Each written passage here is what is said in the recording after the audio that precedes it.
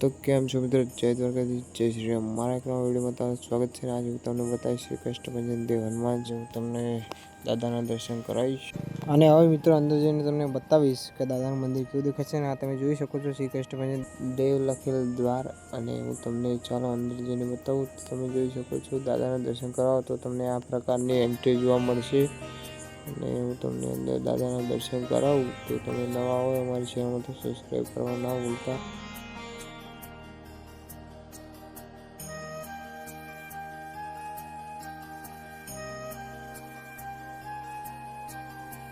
જ્યારે તમે મંદિરમાં પ્રવેશ કરો છો તમને આ પ્રકારનું અંદરનું નજારો જોવા મળશે, અને તમે જોઈ શકો છો ખૂબ હરિભક્તો પણ દર્શન કરવા આવે છે, અને આજે ખૂબ પણ ભીડ છે।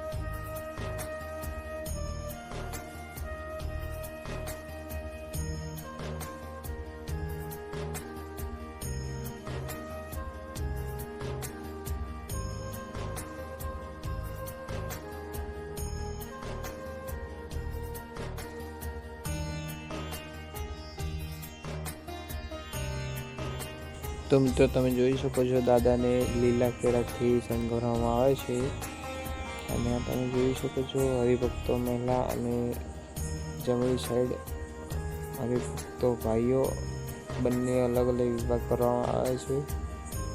અને દાદાને એવી પ્રાર્થના કરું છું, દાદા બધાની જ મનોકામના પૂર્ણ કરજો।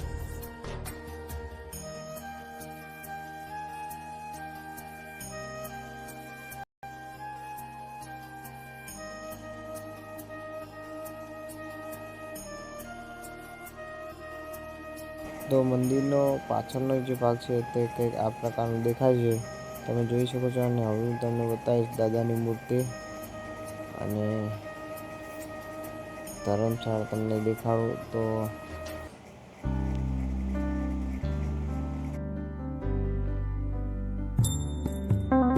તો ચાલો મિત્રો તમને દેખાડું દાદાની મૂર્તિ। તો તમે જે સામે જોઈ રહ્યા છો દાદાની મૂર્તિ છે, જે પંચધાતુમાંથી બનાવવામાં આવે છે, અને હું તમને નજીકમાં જઈને તમને બતાવીશ એ મૂર્તિ। તમે મિત્રો નવા હોય તો અમારે આ ચેનલને સબસ્ક્રાઈબ જરૂર કરજો, તેથી અમને પ્રેરણા મળે અને અમે આવા ધાર્મિક વિડીયો બનાવતા રહીએ।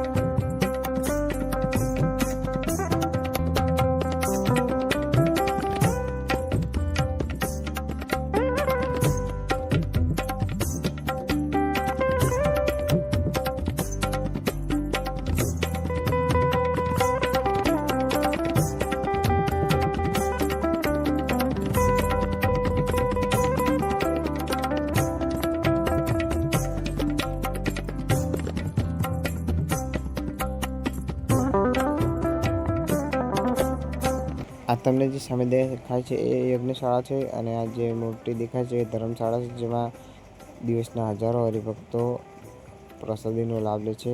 અને તમને જે આ દાદાની મૂર્તિ દેખાય છે એ કંઈક એવા પ્રકારમાં ડિઝાઇન કરવામાં આવી છે, જે તમે જમણા હાથે શ્રીફળ અંદર હાથમાં નાખો તો ડાબા સાઈડમાં તેનો એ શ્રીફળનો ટુકડો તમને મળશે, તો તમને બતાવું કે આ કઈ રીતના આની ગોઠવણ કરી છે. તો આ કંઈક પાઇપ જેવું મૂક્યું છે, જે તમે નાળિયેર મૂકો તો ડાયરેક્ટ અંદર જતું રહે અને બીજા ડાબા હાથેથી તમને બીજા નાળિયેરનો અડધો ભાગ તમને મળે.